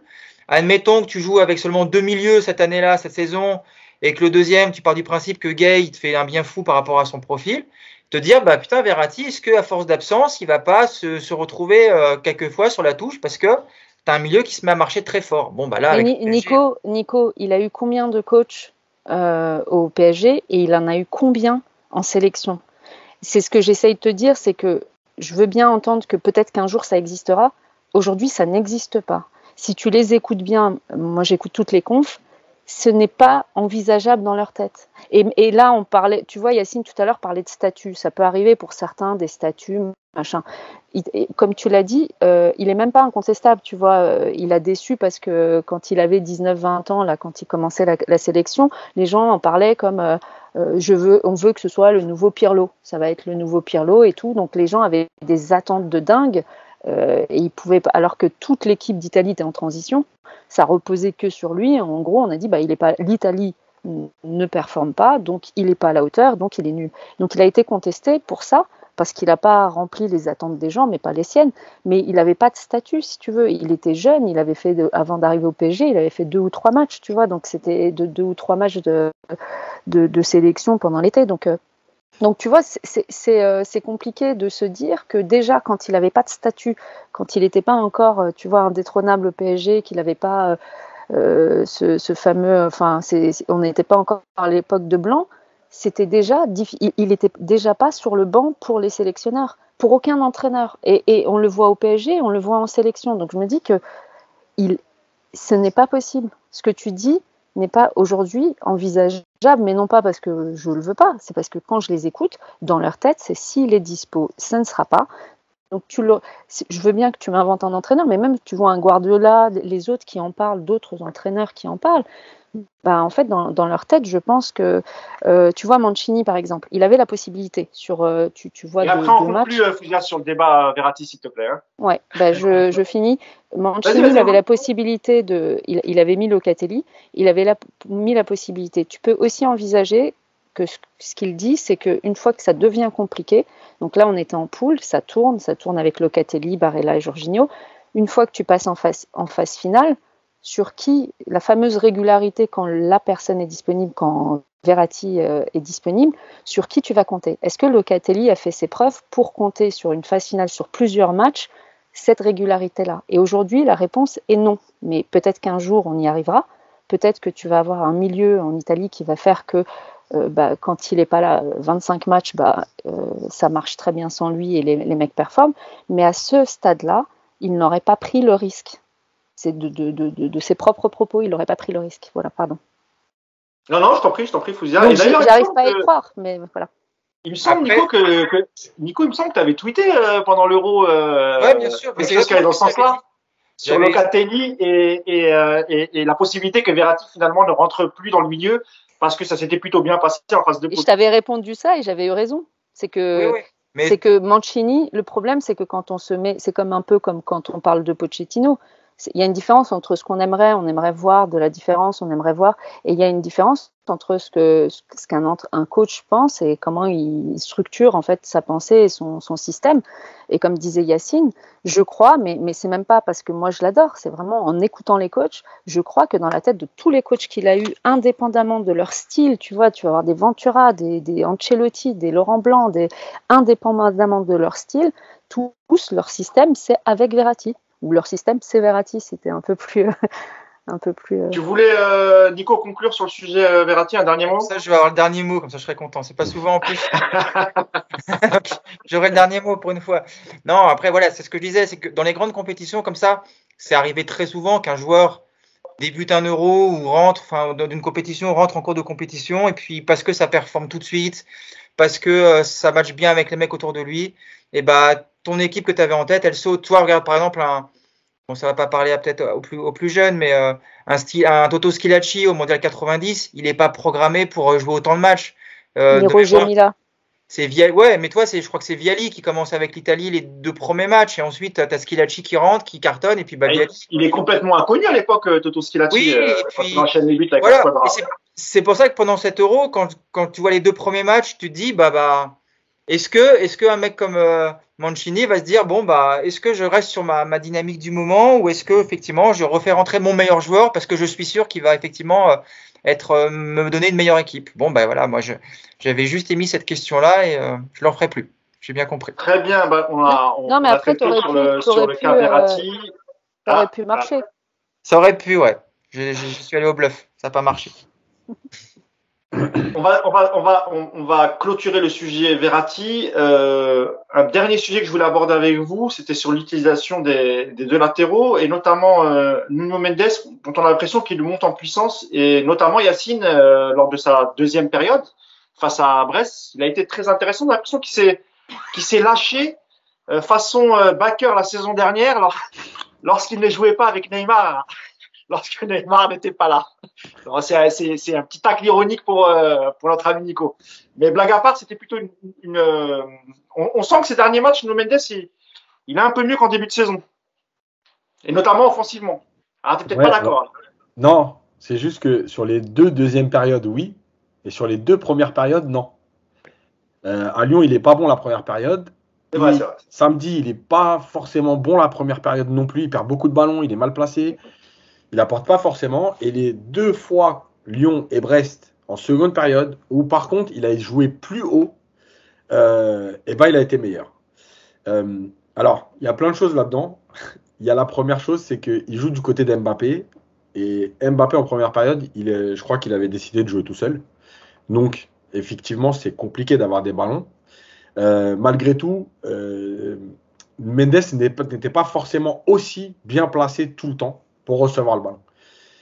Je pense que c'est un joueur, on l'avait fait dans le papier qu'on avait expliqué à son arrivée, qu'il a beaucoup joué en 3-5-2 avec le Sporting. Le Sporting, ouais. Voilà, donc c'est un joueur qui a l'habitude d'être couvert par le fameux défenseur axial gauche. Oui, à 4, c'est plus compliqué parce que je pense qu'il n'a pas encore les repères et qu'il a du mal à se situer entre son envie d'aller attaquer et son envie de respecter les consignes et d'être en place défensivement. Quand l'équipe est plus haute, comme par hasard, il est mieux, il a été mieux à Lyon et il a une vraie qualité de centre et on s'en sert pas assez encore. Mais c'est logique parce que comme il n'y a pas d'automatisme dans cette équipe, bah, c'est compliqué. Il y a même des vraies qualités de percussion dans la surface.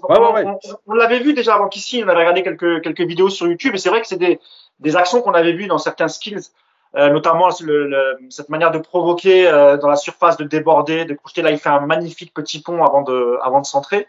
Très très percutant face à Bruges. Ouais. Où premier ballon, il prend le ballon, il percute, il fait 20 mètres de course, il laisse tout le monde sur place. Tu t'es dit, bon, ça y est, on a recruté Roberto Carlos. Mais en fait, le truc, c'est que, et je vais inclure Kerrer dedans un petit peu, c'est très paradoxal parce que finalement, on a un PSG qui cherche le plus ses latéraux depuis 3 matchs, entre la Coupe de France Lyon et là, au moment où il n'y a pas Hakimi, donc c'était Dagba, là c'est Kerrer. Pas Messi. Merci. Et donc, évidemment, que tout ce qu'on a dit depuis 3 mois sur le fait que Hakimi ne touchait pas le ballon parce que Messi, je suis désolé, on l'a vu là sur 3 matchs. Je crois que les latéraux, sur chaque match, ils ont touché plus de ballons que Hakimi sur tous les matchs réunis depuis le début de saison. Voilà. Même si hier, Yacine, je ne sais pas si tu es d'accord, mais je pense que tu peux être que d'accord, parce que mais ça a vraiment plus penché à droite hein, pour le coup samedi soir. Oui, parce que quand Icardi joue, bah, Mbappé part beaucoup du côté gauche et lui il se sert des appels du latéral gauche, pas pour le servir, mais pour rentrer. Donc, bah, en fait, on a l'effet inverse de l'autre côté. Qu'on avait de l'autre côté, bah, c'est à gauche que ça fait ça. Moi, je continue de penser qu'on a des latéraux qui sont intéressants. Alors, pour finir sur Mendes, voilà, il a des vraies qualités. Oui, il a des lacunes, mais il a 19 ans. Il doit encore progresser. Bien sûr. Il ne faut pas oublier que derrière lui, et pour l'instant à gauche, on est quand même plutôt bien, c'est que derrière lui, c'est Bernat qui revenait bien avant le Covid. Alors j'espère que lui, il ne va pas être trop touché parce qu'on a connu des Sarabia qui ont mis 1 mois et demi à revenir du Covid. Donc j'espère que Bernat, ça ne va pas mettre 1 mois et demi. Parce que oui, si tu as Mendes, et en plus, tu peux même, tu vois, quand on parlait d'activité tout à l'heure, de bloc haut, etc., franchement, quand tu as ces 2 profils, tu peux même te permettre de te dire, Bernat, s'il a qu'1 heure dans les jambes, eh ben, il fera 1 heure au max. Et quand tu vas faire rentrer Mendes, ben, le latéral droit adverse qui s'est tapé Bernat et les courses de Bernat et qui va se taper Mendes frais pendant 30 minutes, je pense qu'il n'est pas bien. Donc voilà, c'est aussi ça qu'on attend d'une équipe. C'est de pouvoir prendre des relais, un qui démarre, l'autre qui finit. Voilà, moi je trouve que Mendes est mieux quand il est plus haut et ces 2 mi-temps, ces 2 deuxièmes mi-temps en championnat là, elles ont prouvé quand même qu'il avait des qualités et que voilà, faut aller un peu plus loin, je crois. Nico, sur Nuno Mendes, même si évidemment il n'atteindra jamais le niveau qu'a pu atteindre Michel Bakker la saison dernière, est-ce que quand même, malgré tout, Nico, l'arrivée de Nuno Mendes cette saison, est-ce que ça a un peu atténué ta tristesse? Est-ce qu'il a marqué un but déjà, Nuno Mendes? Parce que j'ai pas tout suivi, moi. Est-ce qu'il a marqué un but? Non, je ne crois pas. Non, je ne crois pas. Pas encore. Bakker a marqué, lui. Hein. Bakker avait marqué, je vous rappelle. Hein. Oui, c'est vrai. Une passe décisive, ça compte ou pas? 2 passes décisives pour Bakker, madame. 2. Et il a marqué en Bundesliga, Bakker. Oui. Mais Nuno, il a combien de passes décisives? Il y en a une hier et. Ouais, il en a pas une deuxième? Moi, je sais plus. Sur Nuno Mendes, je vais pas dire d'autre chose que ce qu'a dit Yacine, donc je vais juste dire que je suis d'accord avec lui. Voilà, il a tout dit. Alors, je vais plutôt aller côté droit, du coup, je vais plutôt te parler de l'ami Kerrer parce que voilà, on voit qu'il fait le boulot. Voilà, on voit qu'il fait le boulot en ce moment et effectivement, comme le dit Yacine, je pense que l'absence de Messi lui permet effectivement d'être plus haut et d'être surtout servi beaucoup plus souvent. On le voit dans la surface, il n'est pas passé loin d'un doublé, donc c'est quand même assez incroyable. Il met en plus le premier but qui est super compliqué, alors que le deuxième sont vraiment beaucoup plus simples. Je ne sais pas comment il nous sort la reprise de volée des croisés sur le premier, elle est juste lunaire de la part de Kerrer. Alors que la deuxième, elle ressemble à celle de la semaine dernière. De Lyon, c'est ça, c'est la même. Il frappe pourri 2 fois. Ouais, bah c'est ça. Alors qu'il pouvait au moins cadrer. Tu sûr. Ouais, bah c'était les mêmes pourris, mais c'était pourris non cadrés cette fois-ci. Ouais.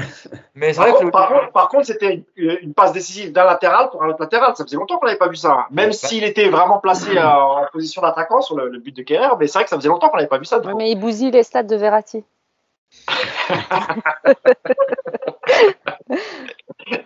J'espère que tu vas pas lui en vouloir trop, Cousilla, quand même. Hein. Ça te confirme que les Mais deux si, parce que combien de joueurs à qui Verratti sert des caviars et il les foire et après on nous dit ouais mais tu sais les stats de Verratti, elle ok pour les buts mais même les passes décisives blablabla. Marquez-les, mince. Vas-y Nicolas. Non, bah ça te confirme surtout que cette équipe avec les latéraux qui jouent haut, ça t'amène quand même beaucoup plus de danger, quoi. Dès que tu as un jeu un peu sur les côtés, ça t'apporte de la variété dans ton football. Et c'est vrai qu'avec avec Messi, Neymar, Di Maria, on a souvent ce jeu vraiment très stéréotypé du joueur de couloir qui revient systématiquement dans l'axe, qui oublie systématiquement le latéral. Et on voit notamment sur la deuxième mi-temps contre Brest qu'à partir du moment où tu es capable d'alterner jeu dans l'axe et jeu sur les couloirs avec des latéraux hauts, bah, tu vois, c'est pas un hasard si tu as un PSG qui produit une bonne deuxième mi-temps, qui se crée beaucoup d'occasions. Parce que bah, ton adversaire, il a plus de mal à défendre, c'est logique. Hein. On l'a dit souvent ici, hein, quand tu sais que Messi a le ballon et que 99 fois sur 100, il va repiquer dans l'axe, bah, au bout d'un moment, bah, c'est plus très difficile à défendre. Alors que bah, quand tu sers tes latéraux, quand ils peuvent jouer haut et quand ils peuvent déborder, et bah, tu crées de l'incertitude chez ton adversaire et puis bah, forcément, tu t'offres des possibilités d'être plus dangereux. Donc c'est intéressant et puis ce sera surtout intéressant de voir quand Messi va revenir, si on retrouve ce côté absence totale de jeu dans les couloirs et si on est encore complètement aspiré par l'axe. Ce sera intéressant à voir, mais c'est plutôt sympa. Et Hakimi, du coup, quand il va voir les vidéos, je pense qu'il va avoir bien les boules d'être parti à la CAN, puisque c'était maintenant qu'il fallait jouer, quoi. C'était les 3 matchs de janvier, là, il se serait régalé, là, Hakimi. Là. Et c'est clair qu'aussi avec une défense à 3, parce on l'avait vu quand Ramos avait joué, je sais plus, c'était face à Saint-Etienne, lui aussi, avec son gelon, il cherchait beaucoup les côtés, hein, que ce soit à gauche ou droite. Lui, il n'hésite pas, et même quand il y avait Messi, donc ça peut être aussi une bonne chose. Fouzia sur l'utilisation des latéraux, et puis après on conclura le podcast. Bah écoute, je sais pas quoi ajouter de plus. Je suis d'accord. Moi, c'est une belle révélation pour moi, Mendes. Je le connaissais pas avant, donc je suis ravie. Ce que je préfère chez lui, ce que tu disais tout à l'heure, les qualités de percussion, c'est le fait qu'il tente. C'est le fait qu'il n'ait pas peur et qu'il prenne des risques sur la fameuse action qu'avait fait le Tour du Monde là, contre City. C'est parce qu'à un moment donné, quand il ose, voilà. Et ça, j'aime beaucoup voir ça. Et quand il est en confiance, il le fait. Il l'a fait hier sur la passe décisive pour Kerrer. Et c'est la question que je me pose pour rebondir sur ce qu'il disait Nicolas par rapport à Kerrer. Je me demande si quand les autres sont là, c'est juste le jeu qui est stéréotypé chez eux ou d'office, enfin dans le sens où voilà, eux ont leur jeu stéréotypé comme Messi, ou est-ce que ça ne déteint pas aussi sur les joueurs qui vont prendre moins de risques au-delà de ce que font les autres, de se dire bah, on se repose et on est un peu plus en retrait. J'ai l'impression qu'ils sont un peu inhibés, mais par eux-mêmes. Ça, Fouzia, alors t'es tombé pile poil sur la théorie de Yacine. Et d'ailleurs, tu te rappelles Yacine, et avec Nico, on en parlait, mais la blague à part pour Bakker, qui n'osait pas aller prendre son côté gauche quand il y avait Neymar ou enfin quand il y avait l'équipe type et notamment Neymar. Donc là-dessus, Yacine te rejoint. Est-ce que c'était le point d'Yacine? Est-ce que c'était ton point parce que j'étais pas là? Est-ce que ton point c'était de dire c'est ce qu'on leur demande ou c'est ce qu'ils appellent, ou est-ce que c'est ton point c'était de dire que eux-mêmes s'auto-censurent, quoi? C'était plutôt ça, ouais. C'était plus ça. Ouais, c'est ça. Des joueurs. Ouais, mais moi aussi, j'ai cette sensation parce que parfois, on l'a vu, hein, même des joueurs quand on dit ils s'arrêtent pour regarder, etc., c'est qu'ils ont tellement confiance et voilà, donc ils sont un peu statiques, ils sont pas en mouvement et là tu perds une partie du mouvement. Et moi je me demande si cette partie-là elle est travaillée pour qu'ils continuent de proposer malgré la puissance des stars, malgré leur capacité créative, qu'ils se proposent un peu plus, quitte à ce que tu disais tout à l'heure, même si Mbappé est très entreprenant, d'essayer de quand même trouver ta place, d'essayer quand même de t'imposer, même si il y a un statut en face. C'est ce que tu disais, Yacine, hein, qu'il fallait, malgré tout, même si t'es pas servi, il fallait continuer à faire les appels sur le côté jusqu'à ce que tu sois servi. En gros, c'est ça, Yacine. Oui, il faut insister quoi qu'il arrive. Après, comme je dis toujours, il y a le match toi, tu fais ton travail dans le match. C'est-à-dire que si tu dois faire 15 appels, et ben, tu fais tes 15 appels. Et après, tu as la semaine pour régler les problèmes avec le coach, avec le staff, avec la vidéo, avec le joueur justement en question. Mais toi, ton travail, évidemment, on comprend que parfois les joueurs craquent. Mais normalement, tu ne devrais pas. Ton travail, c'est 90 minutes. Si tu dois faire 15, 20, 25 appels, toi, tu les fais. Et après, il y aura discussion. Et c'est vrai que souvent, on a à un moment donné le joueur qui ne va plus. Mais je peux dire un dernier mot sur Kerrer, parce qu'on l'a beaucoup défoncé plusieurs saisons, plusieurs matchs. On voit bien quand même que moi, je continue de penser que ce n'est pas un joueur de top niveau. Malgré tout, on voit bien quand même qu'il était dans le trou moralement et qu'il en est. Enfin, il a mis énormément de temps à en sortir. Que chaque erreur qu'il faisait, parce que malgré tout, on a déjà vu des fois des Kerrer pendant 15 minutes être plutôt dans le match, et d'un coup, il fait une erreur, et là, pendant les 60 minutes qui restent, il est dans le trou. On avait l'impression que chaque erreur le ramenait à Manchester et que c'était la fin du monde. Après, tu as aussi l'ambiance, le public, tout ça qui en rajoute. Malgré tout, on voit que ces matchs de début de saison dans l'axe qui ont été corrects, même un peu plus, parce que le mois d'août, ça a sûrement été le meilleur défenseur du PSG. Ça lui a fait du bien. Malheureusement, il a encore été baladé entre le poste de défenseur central et latéral. Et latéral gauche aussi, cette saison. Il a quand même fait 2 ou 3 matchs latéral gauche carrément.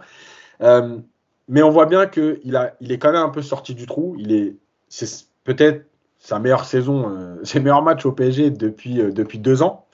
Et que son but à Lyon, comme quoi les joueurs fonctionnent beaucoup au mental, son but à Lyon, je pense qu'il lui fait du bien parce que le fait de finir 2 actions dans la surface contre Brest, même si c'est que Brest, c'est pas anodin.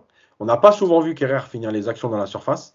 Le fait d'être, comme tu l'as dit, à la réception du centre, du latéral gauche, pour lui, qui rentre à l'intérieur, finir, c'est pas anodin. Et 10 minutes après, il est encore là pour soutenir, enfin pour être en proposition à Verratti qui le décale et il rate sa frappe.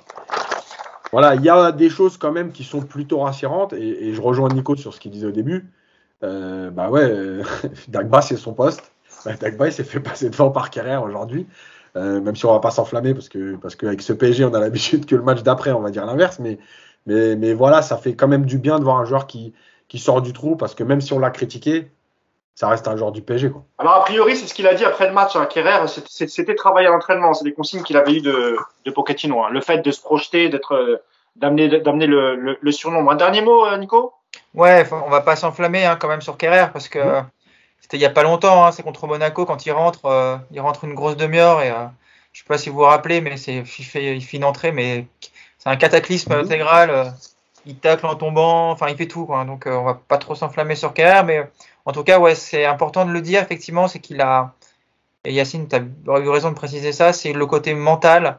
C'est un joueur qui a très mal vécu le Manchester de 2019 et j'ai l'impression qu'il a mis 2 ans à s'en remettre quoi. Donc Mais pour la confiance, c'est plutôt cool, ouais. Enfin, je veux dire, ça lui permet de se remettre dans le bain avec un peu plus de confiance, etc. On a vu que sur les buts, tout le monde est venu le voir. Non, c'est normal, mais je veux dire. Il fait quand même le boulot en ce moment et tu vois, c'est juste de dire. C'est un joueur qui se blesse rarement, Nico. Il est plutôt fiable physiquement. Ouais. Au début, si, non. Au début, il était un peu toujours cassé. Ouais. Ah si, il a eu. Mais c'est jamais des grosses absences. Il a eu son pied, mais justement, là, ça lui permettait pas de. C'est pas lui qui a eu le problème de la voûte plantaire, c'est pas lui qui a eu pendant 6 mois. Il y a eu la voûte plantaire et la pubalgie. C'est ça. Mais sinon, Ah non, mais ça c'était la première saison du coup alors ça, non? Non. L'année dernière, je crois, il a une période où la voûte plantaire c'était avant. Et l'année dernière, il a justement la pubalgie où on se demande s'il va se faire. Ah oui, d'accord, ok. Oui, ça m'était sorti de l'esprit. Ok, ça marche. Deux petites informations à vous donner juste avant de clôturer, parce qu'on en période de mercato, c'est assez calme au PSG. Alors, il y a une rumeur qui va sans doute vous faire plaisir à tous les trois. Il y a, semblerait-il, un intérêt de Chelsea pour un autre arrière gauche, les une Kurzawa. Moi, j'y crois pas beaucoup parce que en plus, j'ai lu récemment qu'il y avait aussi Tagliafico, je crois, de l'Ajax, qui est en fin de contrat. Il est dans sa dernière année de contrat, il me semble. Donc là, il est libre de signer où il veut, mais pour l'été prochain. Mais peut-être que Chelsea fera un effort et va peut-être le prendre dès cet hiver. Et en termes d'arrivée, il y a pas grand-chose parce que je crois qu'il y aura pas il me semble qu'il y aura pas trop de recrutement cet hiver pour le PSG. 2 choses, il y a eu une information sur Mbappé. comme quoi les discussions continuent. Moi, la seule info que j'ai par rapport à ça, c'est vrai qu'il y a des discussions, pas forcément pour prolonger et rester une année supplémentaire, c'est plus pour prolonger afin que Paris ait une indemnité de transfert l'été prochain. On est plus dans cet esprit-là. Il semblerait qu'Mbappé, ça l'embête quand même de partir sans que le club récupère un peu d'argent. Donc, il y a évidemment des discussions dans ce sens-là. Est-ce que ça se fera? Ça, je n'en sais rien, parce que qui dit prolongation, il y a aussi une crainte que le PSG finalement ne le laisse pas partir. Donc, je pense qu'il y a peut-être des discussions sur un accord sous seing privé pour lui permettre de, malgré une prolongation, de quitter le PSG cet été pour aller au Real. Voilà. Donc, c'est assez calme au niveau du mercato hivernal. Et une piste qu'on m'a dit récemment, que j'ai vérifiée, qui est fort possible, c'est pour la saison prochaine. C'est un autre milieu de terrain. Ça serait Milinkovic-Savic, qui est un nom qui est déjà revenu plusieurs fois, à plusieurs étés dans le mercato parisien. Mais il semblerait que Leonardo ait un œil sur Sergei Milinkovic-Savic. Un mot sur ce que je viens de dire, que ce soit Mbappé, SMS, tout ça. Sur Mbappé, en tout cas, apparemment, il a écouté Evra parce que à peine 48 heures après, Evra lui a demandé de pas être lisse, il a dérapé direct. Ah oui, il voulait en venir aux mains, c'est vrai. Nico, que ce soit Kurzawa, Mbappé, Milinkovic-Savic, un mot sur ces petites infos? Bah écoute, Kurzawa, si ça se fait, je vous offre à tous une tournée monumentale. Et je deviens. Des bons restos à Versailles. Hein. Très bons écoute, je vous invite à une bouffe et je deviens supporter de Chelsea à vie parce que ce serait sacrément sympa de leur part. Mbappé qui prolonge pour ensuite obliger le Real à payer une indemnité de transfert. Je rigole, je me marre. Donc ne comptez pas dessus, j'y crois pas une seule seconde. Savic, ça fait 3 ans qu'on en parle tous les étés, donc il y a bien un moment effectivement où ça va arriver. Et le quatrième, c'est qui que tu nous as dit? C'est tout? Ah ouais, avec que ça, il y avait Kurzawa. Oui, tu en as parlé. Non, moi après, je pense que c'est très plus intéressant d'aller chercher les Dybala, les Pogba, parce que c'est des mecs, je regardais l'infirmerie, ils sont bien pétés tout le temps. Ils sont vachement plus PSG compatibles. Dembélé, t'as pas dit Dembélé. Ouais, non, Dembélé, on est en train de passer à côté, je suis.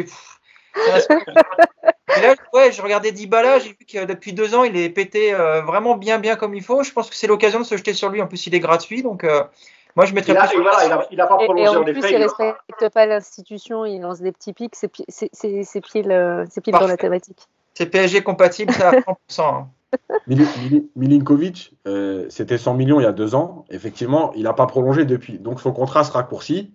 Au bout d'un moment, il va plus coûter grand-chose. Donc je pense que c'est logique qu'il va bien finir par arriver. Depuis le temps que le veut Leonardo, bon, à un moment donné, il va arriver. Mais franchement, ce serait une très bonne recrue. Il y a Antero Henrique qui le voulait aussi à l'époque. Hein. Ouais. Antero Henrique voulait le prendre. Alors moi, je pense que c'est plus pour essayer de remplacer numériquement Paredes, parce que Paredes va sans doute être cédé l'été prochain, enfin s'ils arrivent à trouver un club. Je crois que c'est plus dans cet esprit. Tu voulais réagir sur ces petites infos, Fouzia? Non, de dire que non, ça me fait pas spécialement plaisir pour Kurzawa, puisque pour moi, il n'existe pas. Donc, moi c'est un non-événement. Je le vois plus, je l'ai oublié, si tu veux. Donc finalement, ça me fait ni chaud ni froid, sauf si ça débloque un autre recrutement. Depuis qu'il s'était un peu calmé dans ses sorties extra, etc., qu'il a eu des enfants, tout ça, il était un peu plus discret, donc il me dérangeait moins. Mais non, c'est plus voilà pour ce qu'on disait, pour rebondir sur ce qu'on disait avant, c'est d'avoir des milieux de qualité et puis te débarrasser de ceux sur qui tu comptes plus. Après, la problématique, c'est toujours la même. Ça sert à rien d'aller, pour moi, hein, ça sert à rien d'aller se renforcer là avec quelqu'un, même si c'est pour 3 ans, quelqu'un qui est en fin de contrat, même si c'est pour 3 ans, etc. Si tu penses que c'est pas ton coach, c'est pas ton futur coach l'année prochaine, tu vois. Donc pour moi, il faut pas aller, enfin tu vois, si tu me dis Pogba peut-être, si tu me dis certains noms au milieu peut-être sur des postes précis, sur un défenseur aussi. Après sur le reste, oui, il faut vendre des gens dont on se sert pas, mais même pas comme backup quoi. Donc non, mais ça va être la mission de Leonardo. Faut même vendre des joueurs dont on se sert, hein, parce que Herrera, toi, il joue, mais je pense qu'il faut le vendre, Herrera. Faut pas vendre. Ah, mais alors, ça va être clairement la pression que va mettre la direction du PSG sur Leonardo l'été prochain. Il va vraiment falloir qu'il dégraisse l'effectif et notamment des joueurs qui ne t'apportent pas dans le jeu. Alors il y aura sans doute un changement d'entraîneur l'été prochain. Et si évidemment la piste Zidane, c'est celle dont on parle le plus, arrive. C'est vrai qu'un joueur comme Pogba, Zidane le voulait déjà au Real. Désolé messieurs, je sais que vous êtes pas très très fan, que ce soit Nico ou Yacine. Donc ça peut évidemment déclencher Zidane pourrait déclencher la venue de Pogba. On n'y est pas encore, hein. Il reste quelques mois. On verra ça l'été prochain. Je crois qu'on a fait le tour. Merci à vous trois. Merci Fouzia. C'était ta deuxième. J'étais très content de te recevoir. Merci. Je suis comme Ça s'est bien Simons, passé en fait. J'ai les mêmes titularisations que Simons. Oui, on donne, voilà, c'est avec parcimonie. On donne du temps de jeu petit à petit. On donne du Tu temps de n'as jeu. pas Merci encore, beaucoup. voilà. Non, mais je t'en prie, merci à toi, Fouzia. Nico, je te laisse aller te reposer. Tu es fatigué. Tu as passé 3 jours de ski intense en Suisse. Il y a beaucoup de chance. Et on voit d'ailleurs que tu as pris un peu de couleur. Hein. C'est Un peu de gentil. rougeur. Ah, j'ai pas mis de crème. Pour avoir. Il y a un petit Je teint. te laisse aller faire une petite sieste, Nicolas. Et puis Yacine, fidèle camarade, compagnon de route de podcast. Je crois que tu as entraînement cet après-midi aux alentours de 16h, 16h30. Comment ça se passe d'ailleurs, Cachan? Non, j'ai une question, moi. Ça se passe bien. Ah bah vas-y. Est-ce que les petits jeunes à Cachan, quand ils utilisent le téléphone dans le vestiaire, il y a amende, il y a sanction? Ouais, pas de téléphone, moi, dans le vestiaire. D'accord. Parce que Yacine, il a tweeté pendant le podcast, j'ai vu, donc je veux pas balancer, mais il faudrait peut-être mettre un barème, un barème merci. d'amende. Hein. Ah mais tu sais, lui, il peut pas s'empêcher de tweeter. Il est comme ça, Yacine. Il a les doigts qui le démangent. Mais je vais te mettre un carton orange. Non, mais, Prochain podcast, non, tu mais rentreras au bout de 20 minutes. je mérite. Moi, je je vais mérite, venir te mais voir par à contre, Cachan. Je suis je juste à mérite, côté mais en par contre, plus. je sais maintenant qui est mon ami dans le vestiaire. Tu as entendu, Yacine, Fouzia va venir te voir à Cachan. Elle va observer quel coach tu es. Tu nous feras un petit rapport, Fouzia. Hein. Moi, je suis pas plaisir. coach, mais je coach les coachs. Voilà. Ah oui, tu es directeur technique, pardon. Ouais. Pardon. C'est un peu le poste de Kluivert au PSG. Je vais faire Directeur une du enquête. football. Je vais faire une enquête pour savoir s'il a les mêmes relations que Leonardo et Pochettino ou Leonardo et Tuchel. Surtout voir s'il prend de l'argent sur des transferts. Il faut qu'on enquête là-dessus. Je vais Ouais. mener mon enquête. J'ai de la famille. à Cachan. Ouais, comme Pierre Ménès à Reims aussi. Voilà, c'est le Pierre Ménès de Cachan. C'est autre chose, C'est mais- incroyable. Il faut que j'arrête ce podcast maintenant avant qu'on se fasse Il y a taper tous pour les dossiers qui diffamation. sortent là. Ouais. Par contre, pour les fans de Ben Arfa, il arrive à Lille. Voilà, c'était ça que je voulais dire. Encore une incongruité. Mais c'est grâce à notre ami Létang aussi. Hein. C'est normal. Merci à tous les trois. Merci Allez, encore. ciao. Et puis nous, on va se retrouver la semaine prochaine après le match. Ce sera Dimanche PSG soir. Reims dimanche soir. Ouais, PSG Reims au parc dimanche soir. Et peut-être une minute tactique faite par Ouais, Coach cette Yacine cette semaine. Donc rendez-vous sur la chaîne YouTube. Merci à tous et je vous dis à la semaine prochaine. Ciao. Ciao. Ciao. Ciao.